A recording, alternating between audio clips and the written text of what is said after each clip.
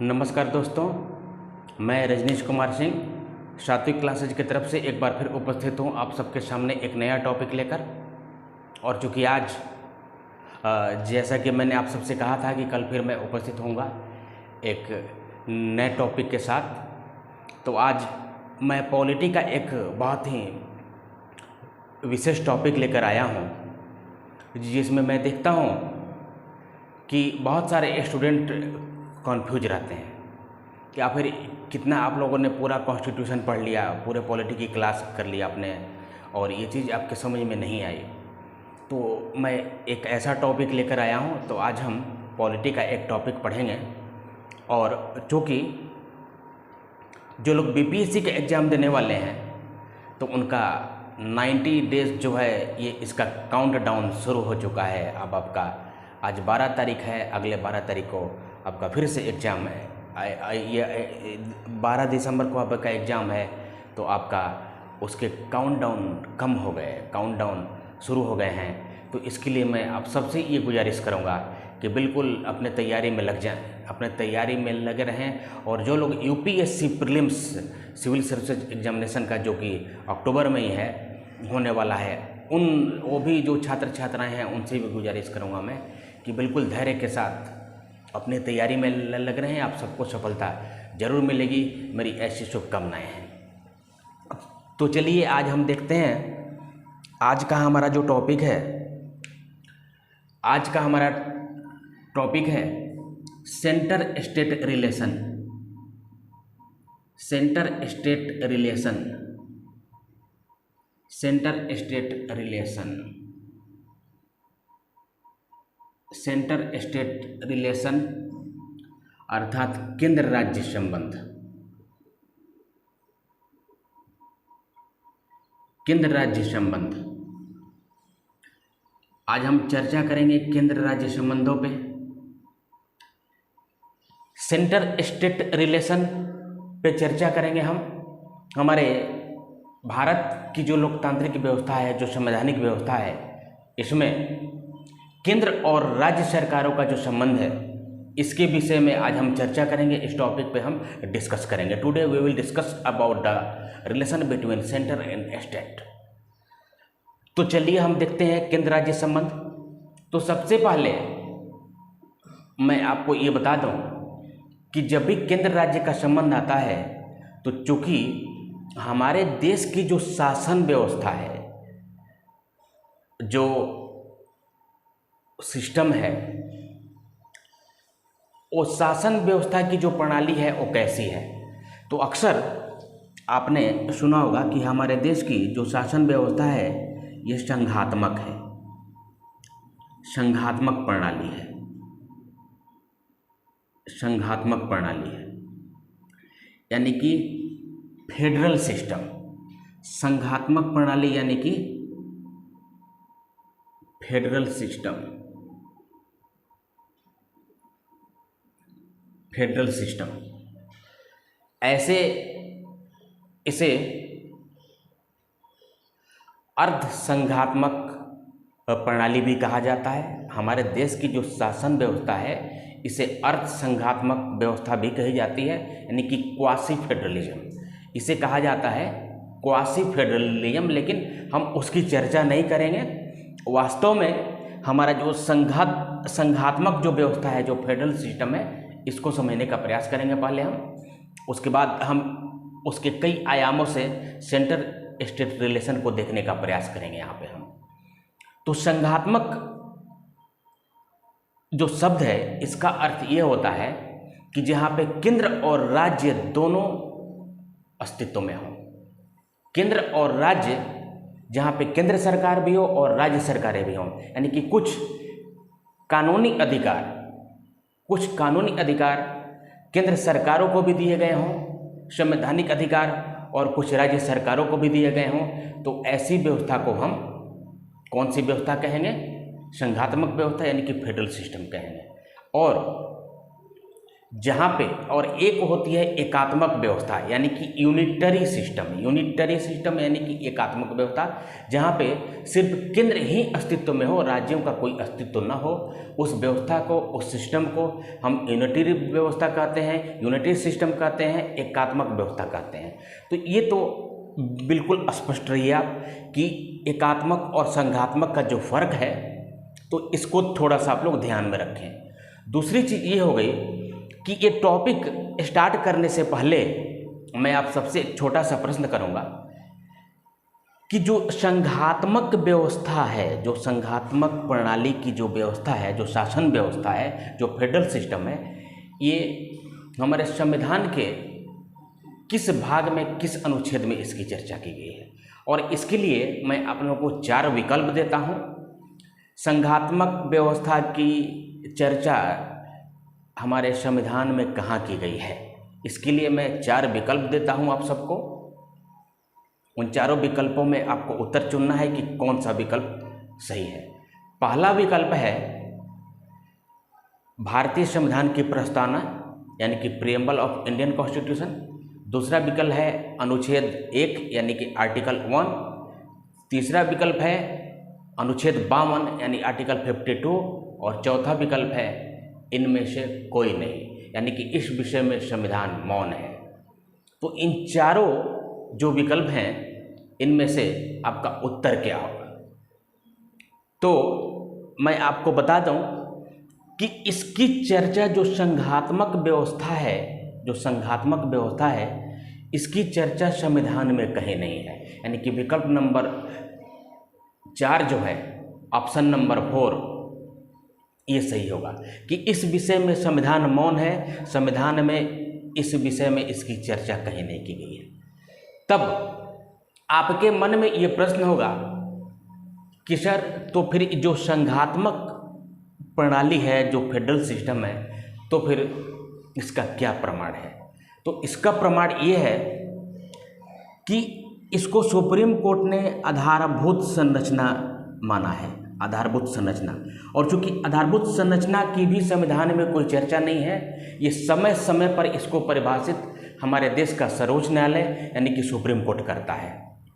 तो supreme court ने SR. Bommai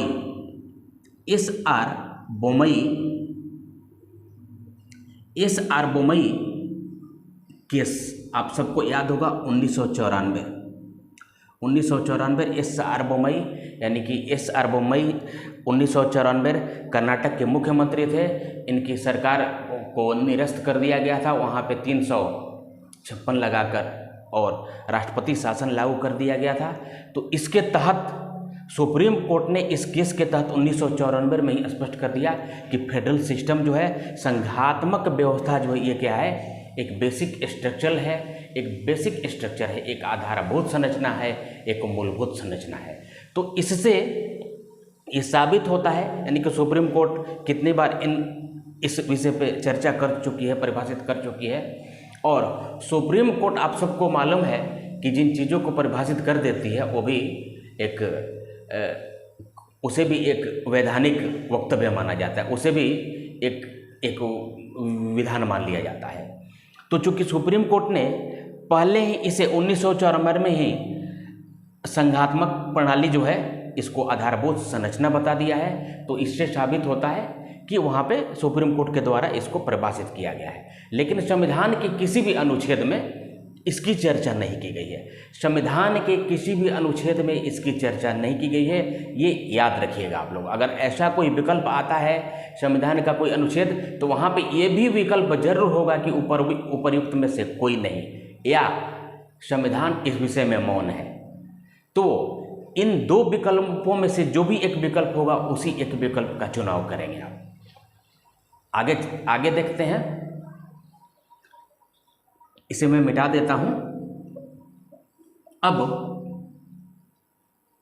जो संघात्मक व्यवस्था है, तो इस संघात्मक व्यवस्था की जो विशेषताएं हैं, इसको जानने का प्रयास करेंगे हम कि संघात्मक व्यवस्था की जो विशेषताएं हैं, किस तरीके से, किन किन आयामों से हम देखेंगे कि जो संघात्मक व्यवस्था है, ये इसका क्या प्रमाण है, कैसे प्रमाणित होता है। तो सबसे पहला जो टॉपिक है ये है केंद्र और राज्यों के बीच विषयों का बंटवारा। केंद्र राज्यों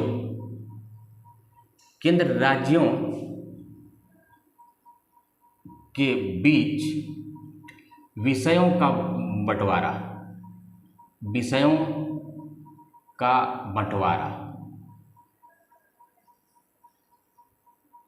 विषयों का बंटवारा स्टेट और सेंटर एंड स्टेट के बीच जो भी सब्जेक्ट हैं, जो भी कानून है, अधिकार हैं, उनका बंटवारा किया गया है संविधान में। तो अब ये जो है इनके विषयों का बंटवारा आप सब जानते हैं कि हमारे संविधान में 7th शेड्यूल है। 7th शेड्यूल यानी कि सातवीं अनुसूची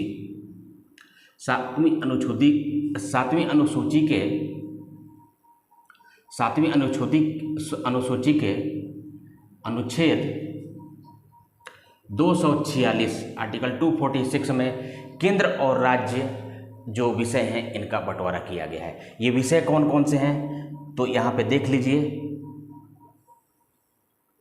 ये विषय हैं यहाँ पे संघ सूची,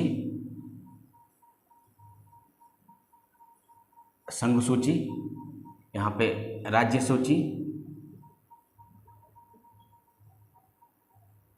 सूची और यहाँ पे आपका हो गए आपका समवर्ती सूची।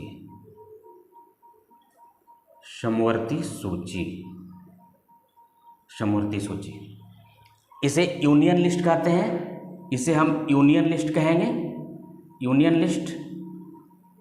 इसे हम कहेंगे स्टेट लिस्ट।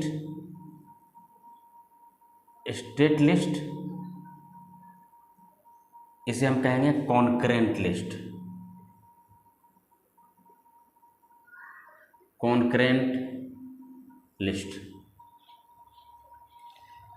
ये जो है ये 3 सूचियों के अंतर्गत बंटवारा किया गया है। 3 सूचियों के अंतर्गत केंद्र और राज्यों के बीच जो अधिकार हैं, जो कानून है, जो विधान है, उसका बंटवारा किया गया है। 7th शेड्यूल 7वीं अनुसूची के अनुच्छेद 246 में इसकी चर्चा की गई है। ये याद रखिएगा आप लोग। 7वीं अनुसूची, अगर ऐसा प्रश्न आता है कि कौन सी अनुसूची में है या कौन से अनुच्छेद में है, तो याद रखिएगा अनुच्छेद 246। संघ सूची यानी संघ सूची का मतलब ये हुआ कि जैसे इंटरनेशनल रिलेशन, मतलब किसी भी देश से कैसा रिलेशन रखना है, जो सैन्य व्यवस्था है, देश की सैन्य व्यवस्था से संबंधित, जो भारतीय रेल है, जो पोस्टल व्यवस्था है, ये सारे अधिकार जो हैं किस में आते हैं, संघ सूची में आते हैं। ऐसे इनकी ये कुल अधिकार जो हैं 100 हैं, लेकिन 97 संविधान में पहले भी 97 यानी कि 97 थे, अभी भी 97 की ही चर्चा है, लेकिन कुल 100 या 100 से अधिक हैं। लेकिन संविधान में 97 अधिकारों की ही संघ सूची में चर्चा है। लेकिन अब आप पूछेंगे कि ये इससे ज़्यादा कैसे हो गए हैं, तो इससे ज़्यादा होने के कारण है, यानी कि जब भी कोई नई चीज़ इसमें इंक्लूड की जाती है, नई बात इंक्लूड की जाती है, शामिल की जाती है, तो ABC ऐसा प्रावधान करके जोड़ दिया जाता है। इसमें स्टेट सूची जो स्टेट लिस्ट जो है, इसमें यहाँ पे लिख देता हूँ मैं, पहले 66 थे, अभी 62 विषयों को रखा गया है। पहले 66 थे, अभी 62 विषयों को रखा गया है। समवर्ती सूची में पहले 47 थे, अब 52 विषयों को रखा गया है। 52 टॉपिक्स, 52 पहले 47 थे, अब 52 विषयों को इस समवर्ती सूची में रखा गया है। अब हम देखते हैं राज्य सूची। तो राज्य सूची में जिन भी बातों का, जिन भी अधिकारों का जिक्र किया गया है, ये 62 हैं, पहले 66 थे, अब 62 हो गए हैं। तो इसमें ये कहा गया है कि सामान्यतः राज्य सरकारें ही इसमें कानून बनाएंगी। मतलब इसमें जो 62 विषय हैं जो 62 सब्जेक्ट हैं इस पे ये चर्चा किया गया है कि सामान्यतः राज्य सरकारें ही इस पे कानून बनाएगी, विधान लाएंगी। तो सामान्यतः बनाएगी मतलब कोई और भी बना सकता है, मतलब कहीं ना कहीं केंद्र सरकार भी कभी न कभी इस पर हस्तक्षेप कर सकती है। तो इसका थोड़ा सा ध्यान रखना है आपको। दूसरी चीज, समवर्ती सूची में राज्य सरकारों और केंद्र सरकारों इन दोनों के अधिकारों को शामिल किया गया है, यानी कि इस पे दोनों बना सकते हैं।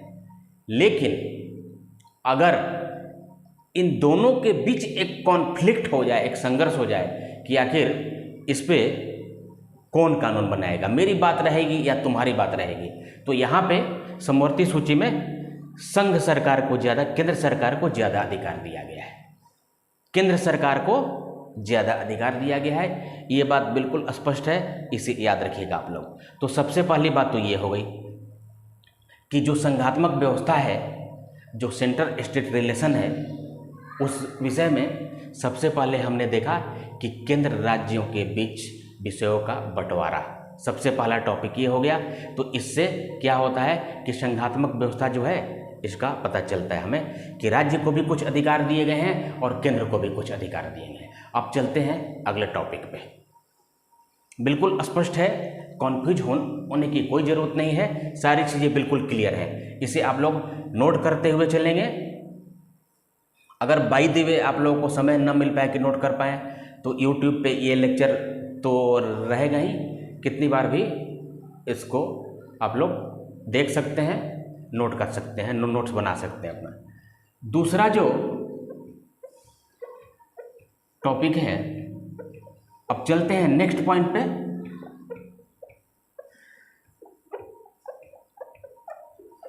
मेरे एक एक शब्दों को, अगर मेरी बातों में, मेरे लेक्चर में भी अगर आपको ऐसा लगे कि ये इम्पोर्टेंट है, ये महत्वपूर्ण है, इसे नोट करना चाहिए हमें, तो इसे आप लोग नोट कर लेंगे। ऐसी कोई बात नहीं है कि मैं जो लिख रहा हूँ सिर्फ उसी को लिखना है, मेरी बातों में और मेरे वक्तव्यों को समझने का प्रयास करेंगे आप लोग। दूसरा जो टॉपिक है ये है संविधान की सर्वोच्चता। संविधान की सर्वोच्चता यानी कि सुप्रीमेसी ऑफ कॉन्स्टिट्यूशन।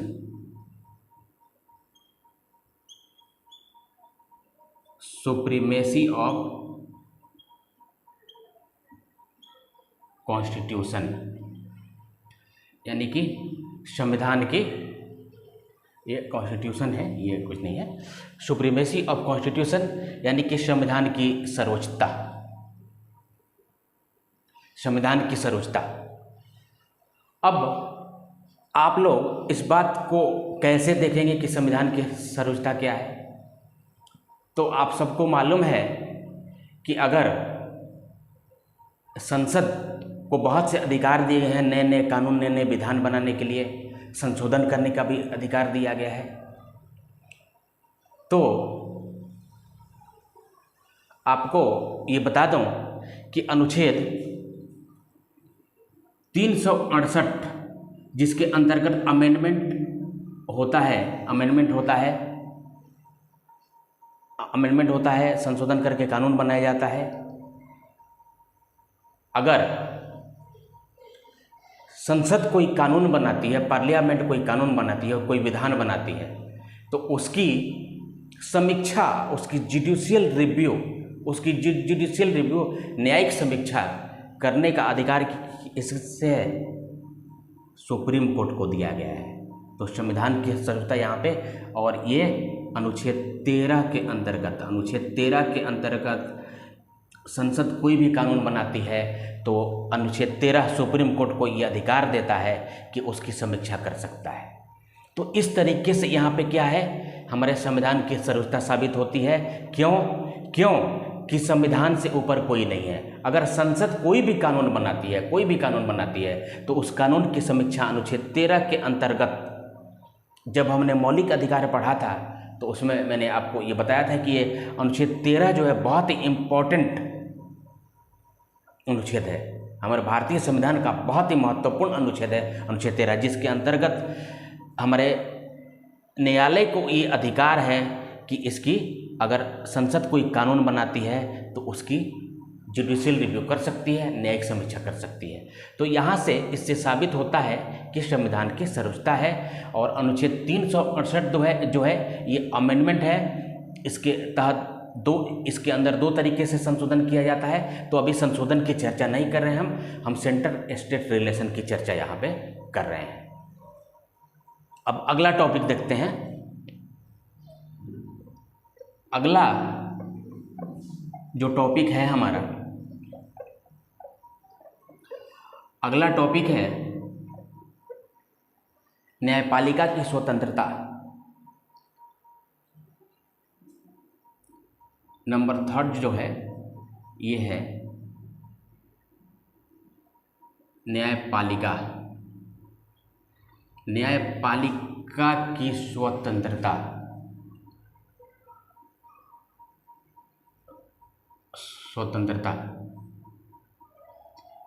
न्यायपालिका की स्वतंत्रता यानी कि इंडिपेंडेंस ऑफ जुडिशियरी, इसे नोट कर लेंगे आप लोग।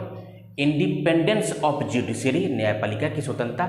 तो जैसा मैंने जब हाई कोर्ट सुप्रीम कोर्ट आप सबको पढ़ाया था तो उसमें मैंने आप सबको बताया था कि न्यायपालिका की जो स्वतंत्रता है तो कैसे है। तो जब भी किसी, अब मैं बता देता हूँ, जो कॉलेजियम सिस्टम है, जो जजों की नियुक्ति होती है हाई कोर्ट सुप्रीम कोर्ट, तो उसमें कॉलेजियम सिस्टम है।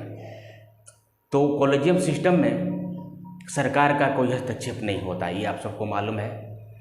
दूसरी चीज़, अगर सुप्रीम कोर्ट का कोई भी जज अगर अपने पद पे है तो उसके पद पे रहते हुए उसके वेतन में कोई बदलाव नहीं किया जा सकता। उसके यानी कि ऐसा बदलाव उसके वेतन में जिससे नुकसान हो, उसे ऐसा बदलाव बढ़ाया जा सकता है, कम नहीं किया जा सकता है। तो ये क्या है, न्यायपालिका की स्वतंत्रता। इस तरीके से तो बहुत सारी चीज़ें इसके अंदर आ जाती हैं, बहुत सारे आयाम हैं कि न्यायपालिका स्वतंत्र है। या फिर अगर किसी जज को हटाना हो, सुप्रीम कोर्ट के किसी जज को हटाना हो तो उसके लिए इतनी आसानी से नहीं हटाया जा सकता, उसके लिए विशेष प्रावधान, विशेष बहुमत की व्यवस्था की गई है, इतनी आसान प्रक्रिया नहीं है। तो इससे क्या है, एक जो संघात्मक व्यवस्था है उसकी तरफ ये इशारा करता है, न्यायपालिका की स्वतंत्रता। अगला जो टॉपिक है, अगला जो हमारा टॉपिक है यानी कि नंबर 4, नंबर 4 अगला जो टॉपिक है ये टॉपिक है राज्यसभा का होना। राज्यसभा का होना, राज्यसभा का होना यानी कि अनुच्छेद 80 में राज्यसभा के बारे में चर्चा की गई। अब पूरी चर्चा नहीं करनी यहाँ पे, हमें सिर्फ सेंटर स्टेट रिलेशन, संघात्मक व्यवस्था के बारे में यहाँ पे देखना है हमें, जो फेडरल सिस्टम है। तो राज्यसभा का होना, अब राज्यसभा का होना मतलब, राज्यसभा का होना मतलब कि केंद्र में राज्यों का प्रतिनिधित्व कौन करता है, तो राज्यसभा करती है, जिसे हम अपर हाउस कहते हैं, जिसे हम उच्च सदन कहते हैं। तो ये केंद्र में राज्यों का नेतृत्व ये राज्यसभा करती है। कैसे, तो इसके जो भी सदस्य हैं, जैसे कि आप सबको मालूम है कि इसमें कुल सदस्यों की संख्या 245 होती है।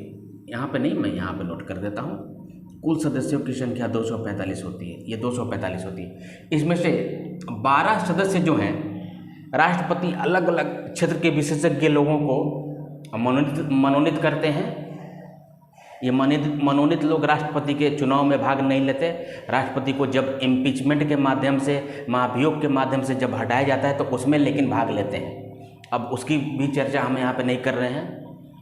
तो 245 जो है, अब इसमें से 245 में से इन 12 को अगर आप माइनस कर दें तो 233 बचते हैं।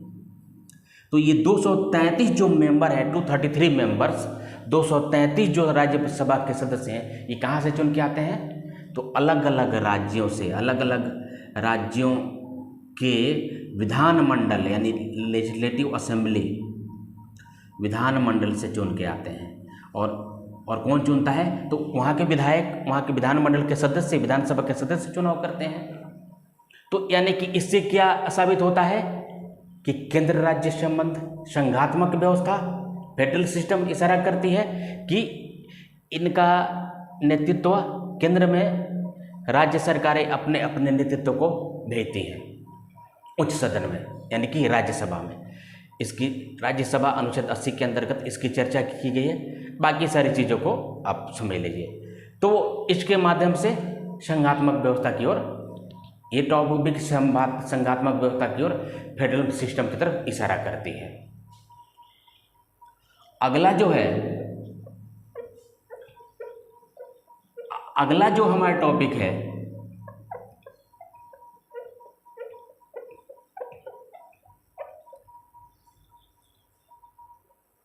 नेक्स्ट टॉपिक पे हम आते हैं, यानी कि नंबर 5 पे हम आते हैं। तो यहाँ पे देखते हैं कि राज्यपाल का होना, राज्यपाल का होना यानी कि गवर्नर, यानी प्रेजेंस ऑफ गवर्नर, ये अनुच्छेद 255 में गवर्नर की चर्चा की गई है।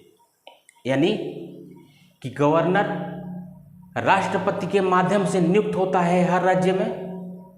एक तरीके से केंद्र का एजेंट भी कहा जाता है उसे, एक तरीके से केंद्र का एजेंट कहा जाता है। तो ये क्या है? केंद्र की तरफ से क्या होता है, वहाँ पे नियुक्त होता है। राज्य के भी अपने कुछ अधिकार दिए गए हैं, राज्य को भी कहीं ना कहीं इस तरीके का अधिकार प्राप्त है, उसके लिए भी संविधान में व्यवस्था है। राज्यसभा के माध्यम से अपने सदस्यों को भेजती है केंद्र में प्रतिनिधित्व करने के लिए। यहाँ पे केंद्र राज्यपाल को नियुक्त कर रहा है, तो कहीं ना कहीं इनका एक रिलेशन स्थापित हो रहा है, इनका एक संबंध स्थापित हो रहा है। फिर संघात्मक व्यवस्था यानी कि राज्य और केंद्र दोनों का एक संबंध आप सबको दिखाई दे रहा है अनुच्छेद 255 के अंतर्गत। ये कॉन्सेप्ट हो गया। अगला है, नोट कर लेंगे इसे आप सब थोड़ा जल्दी, इसलिए कि अब हमें अपने समय के हिसाब से ही सारी चीज़ें बतानी हैं, तो इसे नोट करते हुए चलेंगे आप सब।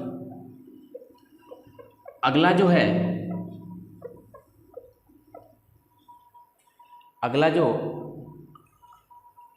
टॉपिक है, छठा टॉपिक है अखिल भारतीय सेवाओं का होना। अखिल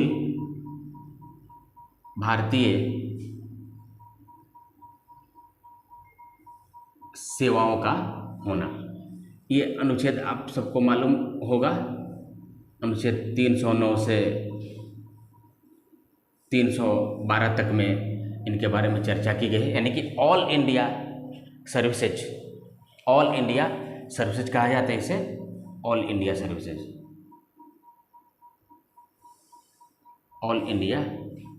यहाँ पे इंडिया होगा, all India services, all India यहाँ पे लिख देता हूँ मैं, ऑल इंडिया सर्विसेज। ये ऑल इंडिया सर्विस अनुच्छेद 309 से लेकर 312 में इनकी चर्चा की गई है। अब आप सबको मालूम होगा कि जैसे मान लीजिए अब ये जो अखिल भारतीय जो सेवा है, ये 3 तरीके की सेवाएं हैं। ये आईएएस, आईपीएस और एक आईएफएस, ये 3 अखिल भारतीय सेवाएं हैं। अब जैसे मान लीजिए कि अगर आप सबको मालूम है कि कोई व्यक्ति आईएएस चुना जाता है, समझने की कोशिश करेंगे। ए नाम का कोई व्यक्ति आईएएस बनता है, तो अब सबको मालूम है कि जब भी कोई आईएएस या आईपीएस बनता है तो उसको अलग अलग कैडर दिया जाता है, और इसका मतलब ये होता है कि उस राज्य में, उस कैडर में, यानी कि जब वो ज्वाइन करेगा तो अपने रिटायरमेंट तक उसी राज्य में अपनी सेवाएं देता रहेगा, उसी राज्य में अपनी सेवाएं देता रहेगा। लेकिन थोड़ा सा समझने की कोशिश करेंगे। ये ए नाम का जो व्यक्ति है, इसकी सबसे बड़ी जो चीज़ है ये क्या होती है कि एक टेन्योर होता है इनका टेन्योर, यानी कि इनकी पदावधि यानी कि पद पर अवधि एक होती है। ये सबसे बड़ा सेंट्रल स्टेट रिलेशन की ओर, सबसे बड़ा संघात्मक व्यवस्था की ओर इशारा करती है। कैसे इशारा करती है? तो देखिए, ये जो ए नाम का जो व्यक्ति है ये क्या करेगा, किसी राज्य में इसकी नियुक्ति हो गई तो 6 साल 7 साल 8 साल उस राज्य में सेवा दिया इसने, फिर इसको 3-4 साल के लिए गवर्नमेंट ऑफ इंडिया में 2-3 साल के लिए बुला लिया जाता है। फिर गवर्नमेंट ऑफ इंडिया में इसे सेंट्रल गवर्नमेंट में बुला लिया जाता है अलग सेवा देने के लिए। फिर उसके बाद यहाँ से 2-3 साल या 4 साल जो भी समय है वो कंप्लीट होने के बाद फिर इसे उस राज्य के कैडर में भेजा जाता है। फिर उस स्टेट कैडर में वहाँ पे फिर 4-5 साल 5 साल 6 साल के बाद फिर इसको वापस 2-3 साल के लिए सेंट्रल गवर्नमेंट में बुलाया जाता है, गवर्नमेंट ऑफ। तो इस तरीके से ये प्रक्रिया चलती रहती है। तो ये क्या है, संघात्मक व्यवस्था की ओर इशारा करती है। दूसरी चीज यहाँ पे मैं आपको ये कॉन्सेप्ट क्लियर कर दूं। मैं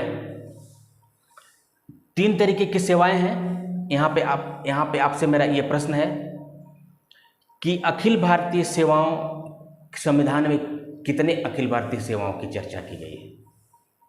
अगर विकल्प ऐसा आ जाए तो 3 अखिल भारतीय सेवाओं की चर्चा की गई है। 3 अखिल भारतीय सेवाओं की चर्चा की गई है, जिसमें सबसे पहला ये देखिए यहाँ पे इंडियन एडमिनिस्ट्रेशन सर्विस, भारतीय प्रशासनिक सेवा, इसकी भी चर्चा की गई है। ये सब 1950 से ही लागू है, यानी कि पहले से भी, जो अब इसकी चर्चा नहीं करेंगे, पूरे बैकग्राउंड पे नहीं जाएंगे हम, इसके कॉन्स्टिट्यूशन के हिस्टोरिकल बैकग्राउंड पे अभी हमें नहीं जाना है, अभी हमें इसकी चर्चा करनी है। भारतीय प्रशासनिक सेवा, इंडियन पुलिस सर्विस, और ये इंडियन फॉरेन सर्विस नहीं होगा यहाँ पे, फॉरेन सर्विस अलग हो गई, वो भी यूपीएससी सिविल सर्विसेज के अंतर्गत ही उसका भी सिलेक्शन होता है, लेकिन वो फॉरेन सर्विस हो गई। हम यहाँ पे अखिल भारतीय सेवा की चर्चा कर रहे हैं। ये हो गया इंडियन फॉरेस्ट सर्विस, यानी कि भारतीय वन सेवा। लेकिन भारतीय वन सेवा, अब आप कहेंगे कि ये जो है 1966 में अस्तित्व में आई, ये 1966 में अस्तित्व में आई, ठीक है। तो ये इसका संविधान में उल्लेख नहीं है, जब संविधान में उल्लेख नहीं है तो 3 तरीके की सेवाओं को आप कैसे कहेंगे आप? एक है इंडियन आईजेएस, इंडियन जुडिशरी सर्विस, यानी कि अखिल भारतीय न्यायिक सेवा, Indian judiciary service, Akhil Bharatiya न्यायिक सेवा, इन तीनों को लेके 3। हालांकि अभी तक हमने इंडियन जुडिशरी सर्विस जो है, भारतीय न्यायिक सेवा जो है, इसकी स्थापना अभी तक नहीं हो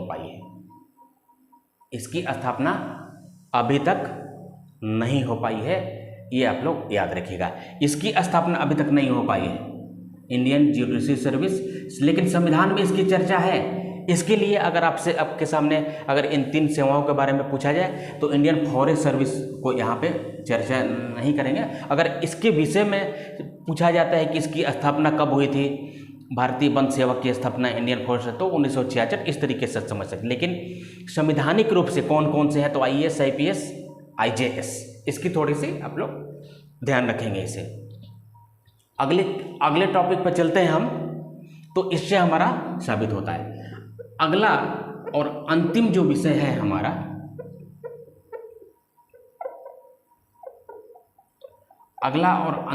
जो है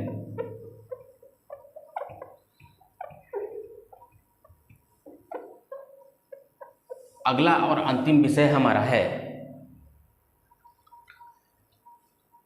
7th ये 7th। अगला और अंतिम विषय जो है यह है हमारा अंतर्राज्यीय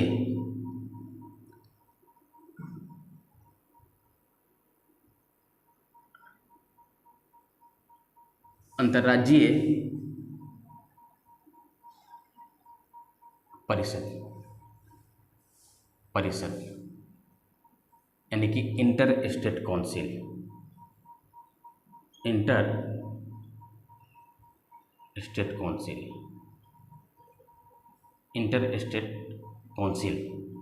अंतर्राज्यीय परिषद। एक अंतर्राष्ट्रीय परिषद का गठन किया गया है। अंतर्राष्ट्रीय परिषद का गठन किया गया है जिसमें ये चर्चा की गई है कि अगर केंद्र और राज्यों के बीच अगर कोई संघर्ष हो, कोई विवाद हो, तो इसके लिए अंतर्राज्यीय परिषद एक मंच है जिस पे आके उसको सुलझाया जा सकता है, उस पर बातचीत की जाएगी। या फिर दो राज्यों के बीच अगर कोई संबंध हो तो इस माध्यम से इसमें जो भी सदस्य, जो भी अध्यक्ष हैं, उनके माध्यम से मुद्दों को रखा जाएगा और उस माध्यम से उसे सुलझाने का प्रयास किया जाएगा। इसके अध्यक्ष होते हैं कौन? तो पीएम। बिल्कुल स्पष्ट है, याद रखिएगा। अगर पीटी में प्रश्न आ जाए कि अंतर्राज्यीय परिषद के अध्यक्ष कौन होते हैं, तो हमारे प्रधानमंत्री होते हैं। ये आप लोग याद रखिएगा। दूसरी चीज, ये इसकी चर्चा तो 1950 से ही है हमारे संविधान में, 1950 से ही है, लेकिन ये अस्तित्व में आया 1990 में। 1990 में जैसा कि सरकारिया आयोग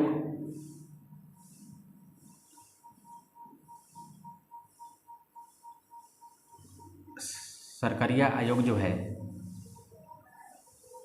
सरकारिया आयोग ने सिफारिश की थी कि एक अंतर्राज्यीय परिषद की स्थापना होनी चाहिए। तो इसके लिए 1990 में ये अस्तित्व में है। ये याद रखना कि अस्तित्व में कब आया? 1990 में। इसके अध्यक्ष कौन होते हैं? तो प्रधानमंत्री होते हैं। क्या काम करता है? ये सारी चीज़ें भी, कुछ भी अगर इस तरीके से घुमा के इससे संबंधित अगर कोई प्रश्न आता है तो उसका उत्तर देने में आप सक्षम होंगे। दूसरी चीज़, आप सबको मालूम है कि जो संविधान की जो मौलिक संरचना है, जो ये मूल संरचना है, जो बेसिक स्ट्रक्चर है, जब 1973 में जब केशवानंद भारती केस, यानी कि केरल की एक केशवानंद भारती एक मठ के महंत थे, 2020 में उनका निधन हो गया। इनके वकील थे नानी ए पालखेवाल। उन्होंने ही कहा था कि preamble as a identity card of constitution, यानी कि प्रस्तावना भारत का जो है ये पहचान पत्र है, भारतीय संविधान की पहचान पत्र है। और उसी में प्रस्तावना को ये संविधान का भाग भी माना था सुप्रीम कोर्ट ने। और उस समय भी एक मौलिक संरचना, एक बेसिक स्ट्रक्चर की संकल्पना सुप्रीम कोर्ट ने दी थी। और ये 13 जजों की बेंच थी। ये 13 जजों की बेंच थी, जितनी बड़ी बेंच अभी आज तक नहीं बैठी। ये याद रखिएगा आप लोग। तो वहाँ से भी, तो अब यहाँ पे पूरी जो आधारभूत संरचना है उसकी चर्चा हम नहीं कर रहे हैं, लेकिन इन सारे माध्यमों से हमने देखने का प्रयास किया कि जो संघात्मक व्यवस्था है वो इस तरीके से ये प्रमाणित होती है। और सेंटर स्टेट रिलेशन जो है, पूरे आयामों को आपको अगर एक बार में वीडियो देखने के बाद समझ में ना आए तो 2 बार देख सकते हैं आप। और मेरी बातों को, लेक्चर को आप सुन दें, अगर आप ध्यान से सुनेंगे तो सारी बातें आपकी स्पष्ट हो जाएंगी। तो ये आज का हमारा टॉपिक था, सेंटर स्टेट रिलेशन। मुझे उम्मीद है कि आप लोग का बहुत कॉन्सेप्ट क्लियर हुआ होगा। अगर इससे संबंधित कोई प्रश्न आता है तो उसे हल करने में आप सबके लिए आसानी होगी।